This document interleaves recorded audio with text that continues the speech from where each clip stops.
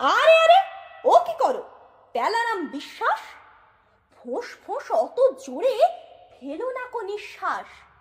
জানো না কি, সে বছর ও পাড়ার ভূতনাথ নিঃশ্বাস নিতে গিয়ে হয়েছিল কুপোকাত।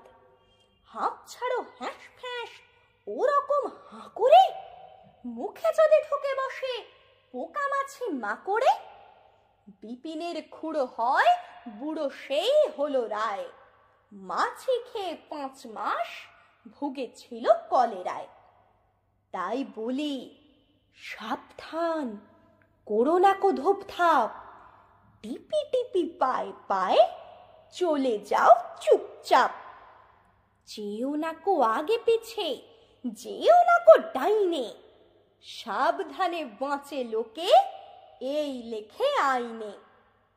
পড়েছ তো কথামালা, কে যেন সে কি করে পথে যেতে পড়ে গেল পাতকর ভিতরে। ভালো কথা, আর যেন সকালে কি দুপুরে নেও না কো কোনোদিন ঘোষেদের পুকুরে। এরকম মোটা দেহে কি যে হবে কোন দিন, কথাটাকে ভেবে দেখো কি রকম সঙ্গীন। ছোট কেন হয় নয়, কে বা জানে স্পষ্ট, যদি কিছু হয়ে পড়ে পাবে শেষে কষ্ট। মিছি মিছি ঘ্যান ঘ্যান কেন করো তক্ক, শিখেছ জ্যাঠামো খালি ইঁচড়েতে পক্ক।